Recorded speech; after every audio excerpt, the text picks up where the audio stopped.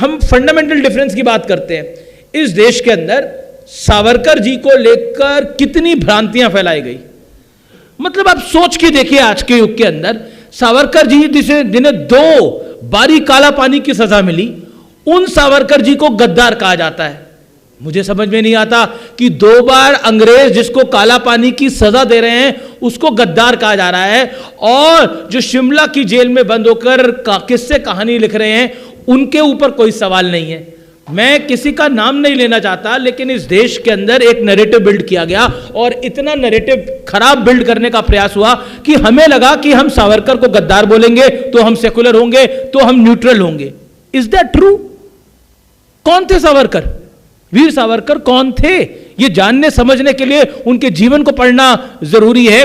उन्होंने कितनी यातनाएं सही वो समझना जरूरी है। देखिए, नैरेटिव की बात हुई तो बहुत सारे नैरेटिव की बात कर रहे थे जतिन जी यहां पर, लेकिन इस देश में महात्मा गांधी की हत्या के बाद चित्पावन ब्राह्मणों को उनके घर से महाराष्ट्र में निकाल के मारा गया।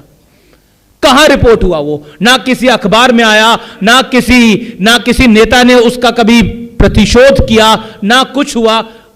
क्या हुआ था तब? महात्मा गांधी तो अहिंसा के पुजारी थे, तो उनकी हत्या के बाद इतनी हिंसा क्यों हुई थी, और वो हिंसा किसने करी थी और किस लिए करी थी? ये सब बहुत सारी चीजें हैं जिसके शायद जवाब नहीं है। और दूसरा, हमें एंडोर्समेंट की जरूरत पड़ती है।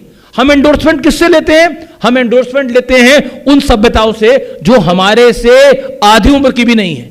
हम अमेरिका से एंडोर्समेंट लेने चल पड़ते हैं। अब लीजिए एंडोर्समेंट। सन लेबोरेटरी ने डांसिंग शिवा, नटराज की मूर्ति लगाई है, और उनको लगता है कि तो धरती जब घूमती है it is a cosmic dance of Shiva. लीजिए, तो कुल मिलाकर भारत और भारत की संस्कृति, भारत की पद्धति साइंटिफिक है, और उस साइंटिफिक पद्धति को अगर आप उसके नैरेटिव को आगे बढ़ाते हैं तो आप पे ठप्पा लगता है, ये तो राष्ट्रवादी पत्रकार होगा। हां, मैं राष्ट्रवादी पत्रकार हूं। For me my country is first. मेरा देश मेरे लिए पहले है, उसके बाद हर चीज है।